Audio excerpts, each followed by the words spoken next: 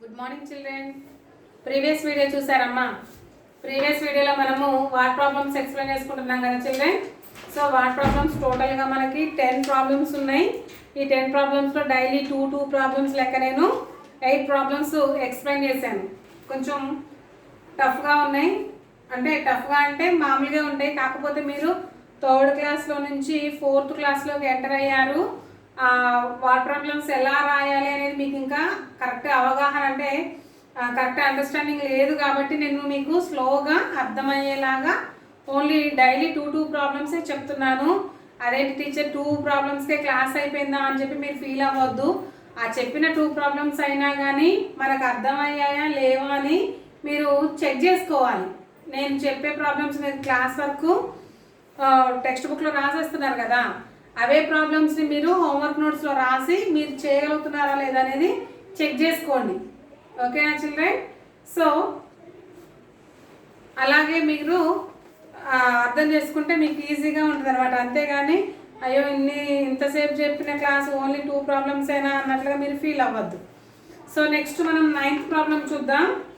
Subtract the sum of 19,243 and 15,688 from 35,000. Question చూడండి. 9th problem.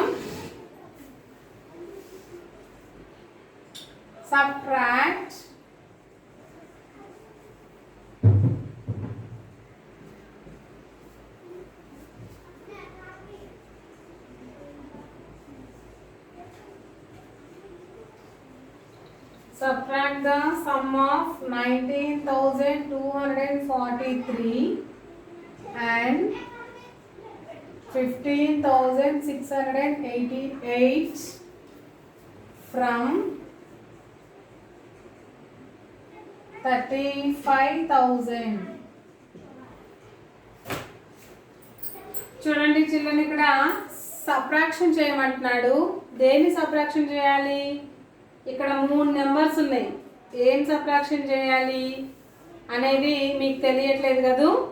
So ఇక్కడ first questioning ఇచ్చినప్పుడు, question formation ఉన్నప్పుడు దాన్ని అండర్స్టాండ్ చేసుకోవడం మెయిన్ ఇంపార్టెంట్ అనమాట.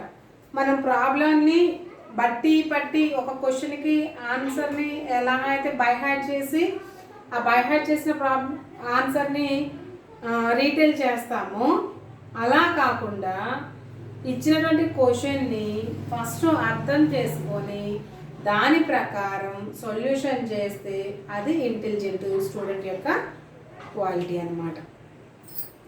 అంటే ఇప్పుడు నేను చెప్పే ఆన్సర్, ఇక్కడ సొల్యూషన్ చెప్తా కదా, ఆ సొల్యూషన్ని మీరు బైహార్ట్ చేసి ఆ సొల్యూషన్ యాజ్ ఇట్ ఈజ్గా దించేయడం గొప్ప కాదు. ఇలాంటి ప్రాబ్లమే నేను చెప్పేటప్పుడు జాగ్రత్తగా విని ఇలాంటిదే వేరే ప్రాబ్లం ఇచ్చినా కానీ చేయగలగాలి. అది మీ capacity.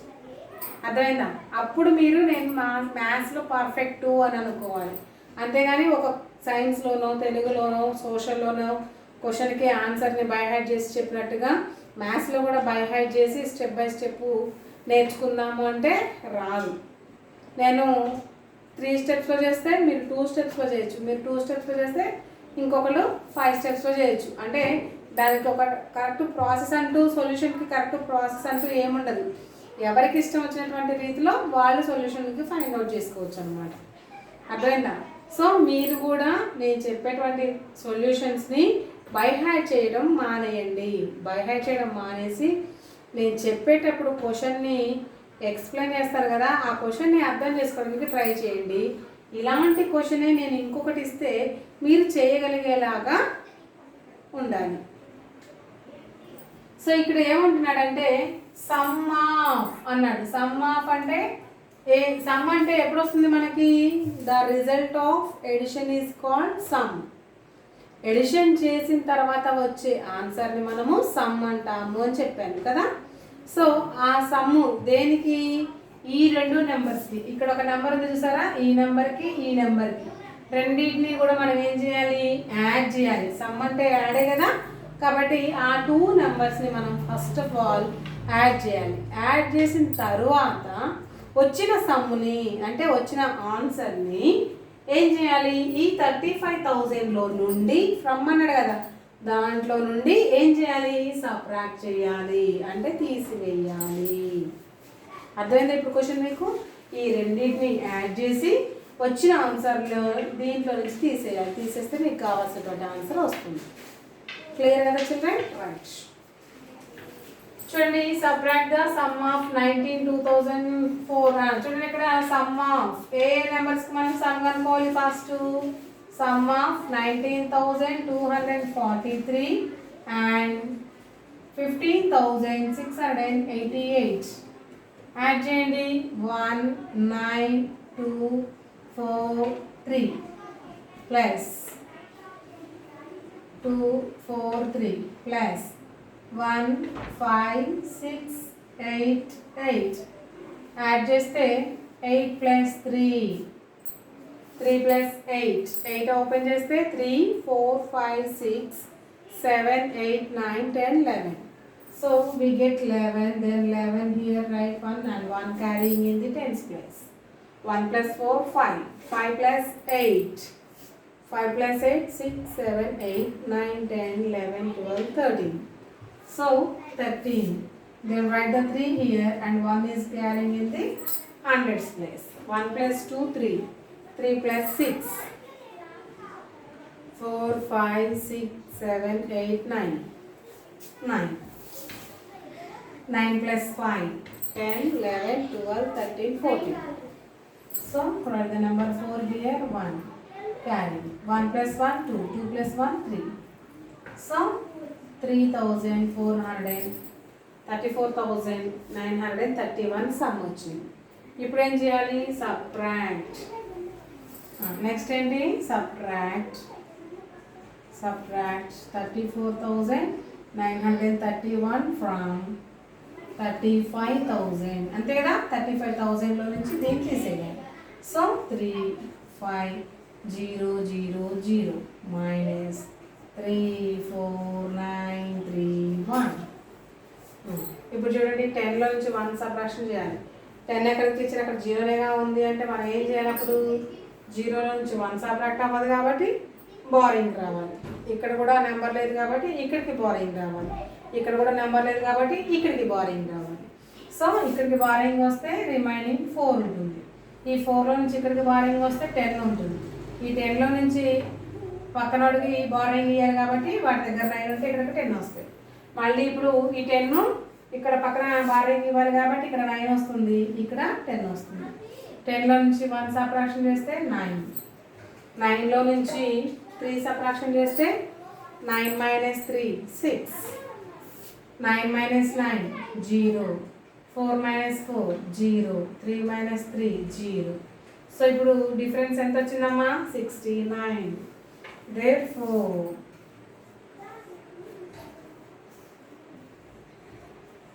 difference is equal to 69. Difference ఎంత? 69. That is the answer. ఓకేనా? అర్థమైందా? ఏమన్నాడు? సబ్ట్రాక్ట్ ద సమ్ ఆఫ్ అంటే ఈ రెండింటిని యాడ్ చేయండి, వచ్చిన ఆన్సర్ని దీని నుంచి సబ్ట్రాక్షన్ చేయండి అన్నాడు. కాబట్టి ఈ రెండింటిని నేను యాడ్ చేశాను. యాడ్ చేసిన తర్వాత వచ్చిన ఆన్సర్ ఉంటుంది కదా, ఆ ఆన్సర్ని 35,000లో నుంచి సబ్ట్రాక్షన్ చేశాను. సో మనకి డిఫరెన్స్ 69 వస్తుంది అన్నమాట.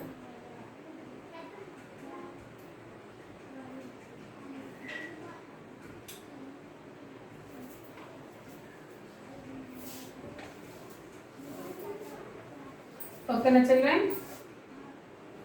నేను రబ్ చేస్తున్నాను.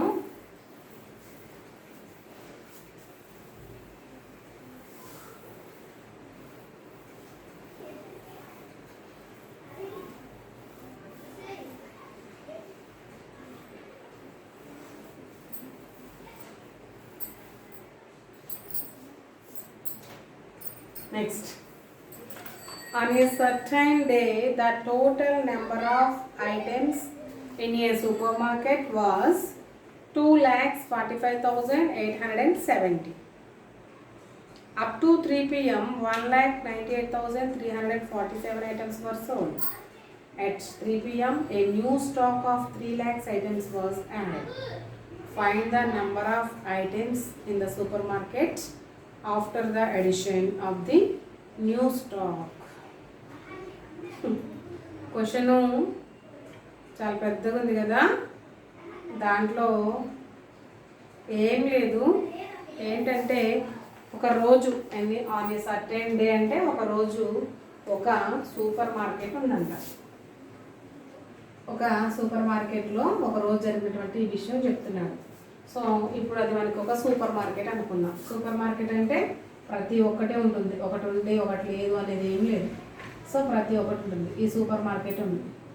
సో ఆ రోజు మొత్తం ఎంత ఉంది అని అంటే 2,45,870 రూపీస్ సరుకు ఉంది మొత్తం షాప్ మొత్తం మీద. ఆ రోజు షాప్ మొత్తం మీద సరుకు ఎంత ఉంది? 2,45,870 రూపీస్ సరుకు ఉంది.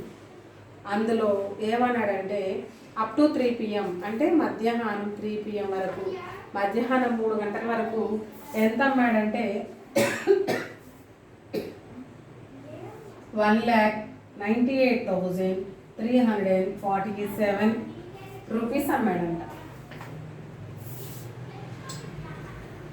రూపీస్ కాదు, అండ్ ఐటమ్స్ అమ్మాడు. మొత్తం టోటల్గా 2,45,870 ఐటమ్స్. షాప్ మొత్తం మీద 2,45,870 ఐటమ్స్ ఉంటే అందులో 1,98,347 ఐటమ్స్ అమ్మేశాడు. అంటే ఇక్కడ ఎంత మిగులుతుంది? ఇక్కడ టోటల్గా ఉన్న ఐటమ్స్లో నుంచి తను అమ్మేసినటువంటి ఐటమ్స్ తీసేస్తే మిగిలిన ఐటమ్ ఉంటుంది ఇక్కడ. అంటే ఇక్కడ ఎంతో కొంత ఐటమ్ మిగిలింది అని అర్థం. మిగిలిన తర్వాత ఏం చేశాడంటే మళ్ళీ 3ంటికి అయిపోయిన తర్వాత 3ంటికి న్యూ స్టాక్ వచ్చిందంట. అంటే మళ్ళీ కొత్తవి వచ్చినాయి. ఎన్ని వచ్చినాయి? 3 lakhs స్టాక్ వచ్చిందంట. అంటే ఆల్రెడీ రిమైనింగ్ మిగిలినవి ప్లస్ ఈ 3 lakhs మొత్తం ఎన్ని ఐటమ్స్ ఉంటాయి ఆ సూపర్ మార్కెట్లో అంటున్నాడు. అర్థమైందా చిల్డ్రన్? ఇప్పుడు మీకు నేను ఎలా చెప్పాలి?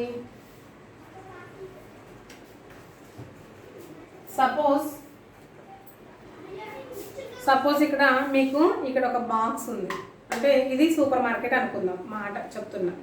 సో సూపర్ మార్కెట్ ఉంది. ఈ సూపర్ మార్కెట్లో దీని నిండా ఐటమ్స్ ఉన్నాయి. ఓకేనా? ఐటమ్స్ ఉన్నాయి. ఈ ఐటమ్స్లో నుంచి మధ్యాహ్నం 3 గంటల వరకు కొన్ని ఐటమ్స్ని అమ్మేశాను. అమ్మేసి ఇంకా కొత్త స్టాక్ తీసుకొచ్చి మళ్ళీ ఇందులో పెట్టాను. అంటే అమ్మేసిన తర్వాత కొంత మిగులుతుంది కదా ఇందులో, ఆ మిగిలింది మళ్ళీ న్యూ స్టాక్ తీసుకొచ్చి దీంట్లో పెట్టింది. మొత్తంగా మళ్ళీ ఈ సూపర్ మార్కెట్లో ఎంత ఐటమ్స్ ఉన్నాయి అని అడుగుతున్నాను. అర్థమైందా చిల్డ్రన్? సో ఇప్పుడు మీకు ఆ సూపర్ మార్కెట్ది తెలియాలన్నమాట.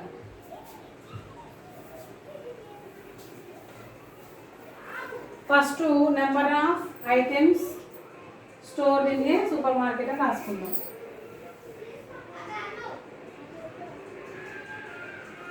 Total number of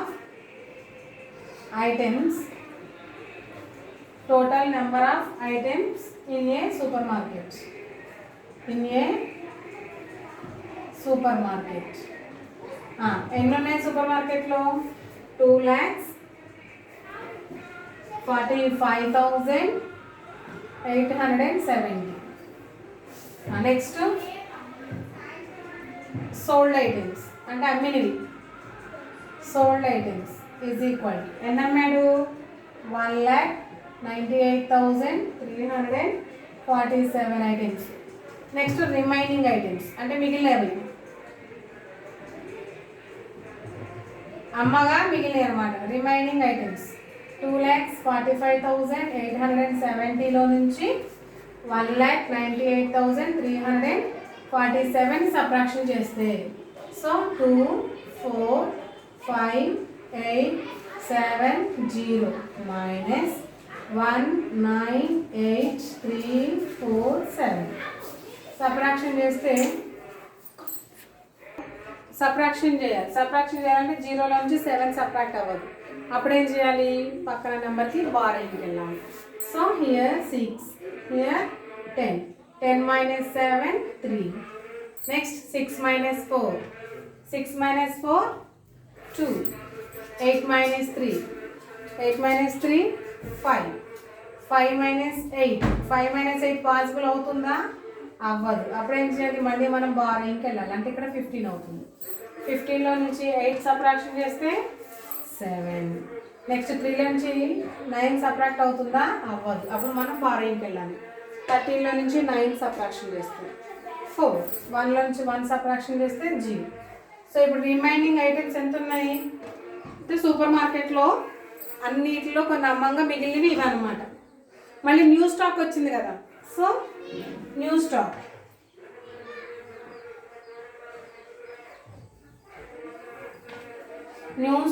of items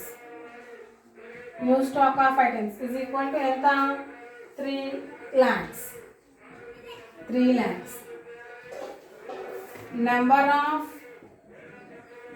Total number of items include new stock.